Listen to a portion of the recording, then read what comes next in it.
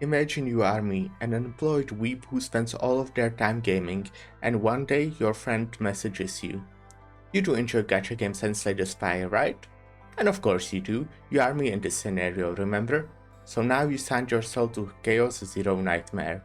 They probably had to hire an edgy 13-year-old to come up with the name, but just from the description, I was hooked. Worried if it will be good, but excited nonetheless. And I'm happy to say, I think the game is very good. I woke up at 4 AM on the release day and played for 12 hours just because I had a lot of fun.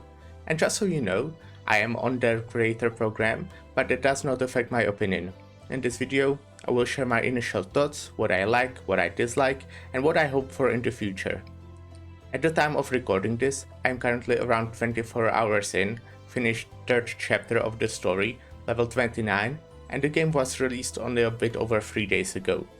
So a lot of what I say will most likely change over time, but let's get into it. The game is a roguelike card game gacha, and I love roguelites, I love card games, and I hate gachas. The gameplay is great. It really is a lot like Slay the Spire. Every turn you get action points and you spend it on cards. The most basic ones are either attack, shield, or heal, but there are many more unique effects. When you either end your turn or use a specific number of cards, the enemy acts. The goal being, well, killing the enemy. There are either the normal fights or the roguelike mode called Chaos, which I'd say is the main draw of the game. That one is also very similar to how it works in Slay the Spire. You either have normal fights, elite fights which have better rewards, undefined areas which have many different effects, waypoint areas that give some loot, rest areas where you can heal or add new cards, as well as sometimes visit a shop with a very cute shopkeeper, and obviously, at the end, a boss. Throughout you also have epiphanies, which give you character cards or upgrade them. Each card has multiple upgrades. Overall, as a good roguelike should be, you won't be getting 2 runs that are the same. When you finish a run, each character gets save data, basically letting you use the deck and gear you got in normal stages, and you can farm this as much as you want, as just getting save data does not require energy. In terms of difficulty, I'm pleasantly surprised at the moment. Don't get me wrong, the story stages were piss easy, but after I unlocked the Chaos difficulty 3, that thing is quite hard. I just really hope it stays that way. Once you can win every run and it's no longer about fighting for your life, but just about getting one specific deck, it stops being exciting, it's just a grind. You can also play with traumatized characters, which does make it harder, but also has some positive effects, and I think that's just a really cool way to do a hard difficulty. Now to talk about the actual characters, first thing first, I think they look good. The characters are... Oh my god! From what I've seen and tried so far, all of them have different and unique playstyles that you can mix and match nicely in the 3-member team. I'll use my team as an example. Mika, free healer, Tressa, free dot woman, and Maylin, my first 5-star. At this point I have no idea how good this team actually is, and this is by no means a guide on what you should use. How I built it is that I put Tressa, because I love my dot woman, Maylin, because she was my only 5-star, and Mika, since I thought it might be a good idea to have a healer.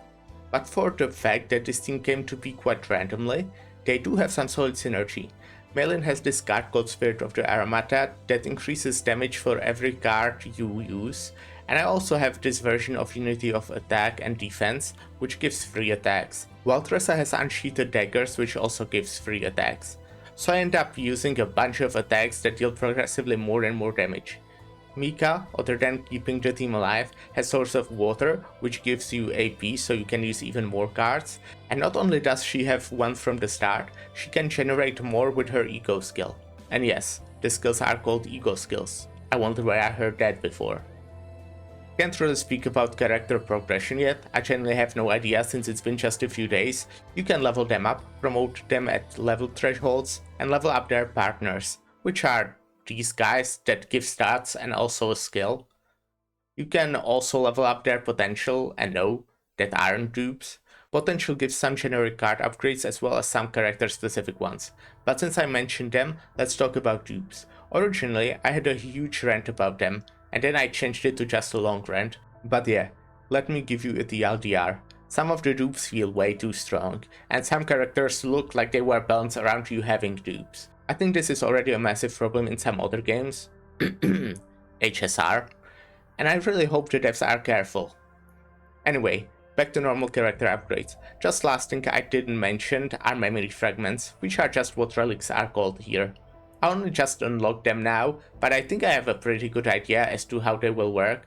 I have somewhat mixed opinions. On one hand, I think having a way to min-max a character and having some personal input over just putting everything to max is neat. On the other hand, farming them is just a frustrating level of RNG. With other character upgrades you are always moving forward, but not with these. You might be farming the same stage for 2 weeks and still be at 0. What I want to praise about farming though is the same thing I said in my last video. I am yet to find a gacha game that makes farming the same stage hundreds of times fun, so giving us an auto is the second best thing. Another thing you can do in the game is managing your Arc City, which I had compared to Arc Knights, specifically the base. You can do things like talk with your characters, manage some policies to prevent calamities, become a therapist. You can get some rewards and increase your affection, which is neat. Affection gives small stat bonuses and you can level it up all the way to 40. One thing I hate regarding the trauma in the game is that somehow the traumatized characters are able to write policies, but you are not able to read them and decide on them?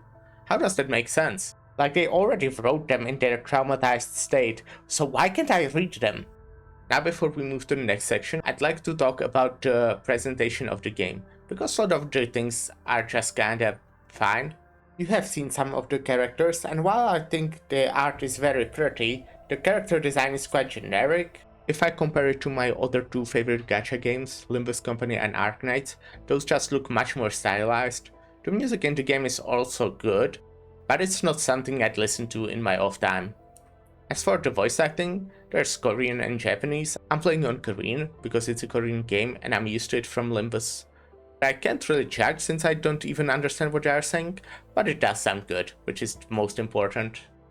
Moving to every gacha player's favorite thing. Say it with me. Gambling. It seems like the economy is very much like in the Hoyo games. The pools cost the same, you get the same amount from dailies and from paying. The banner also has 50-50, but the rates are better.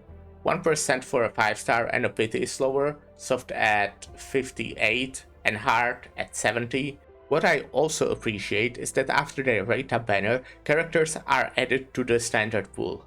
There are 5 different banners, at least right now. The rate up ones for combatant and partner each, the standard ones for combatant and partner each, and one that gives a fancy foil animated upgrade on your cards that is purely aesthetic and looks nice.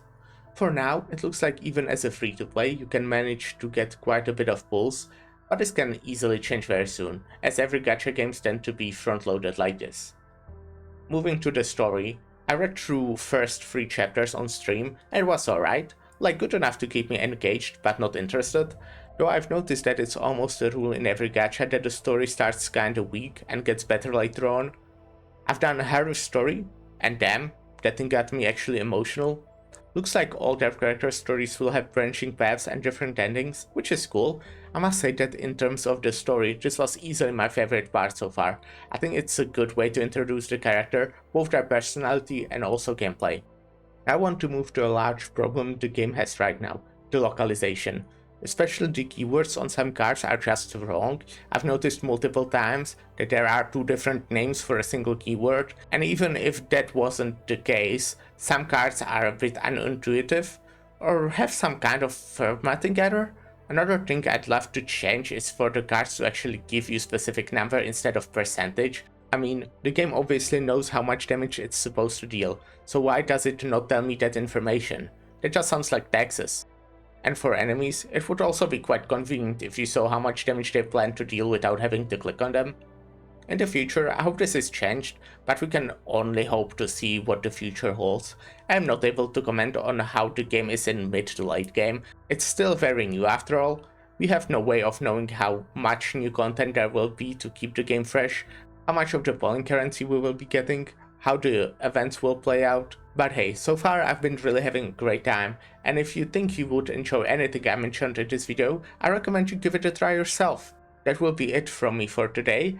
I'd be happy if you subscribed and followed me on my Twitch, where I play this game as well as a variety of other games. I'm pretty sure I'll be covering more of this game in future videos as well. But for now, thank you for stopping by, and bye!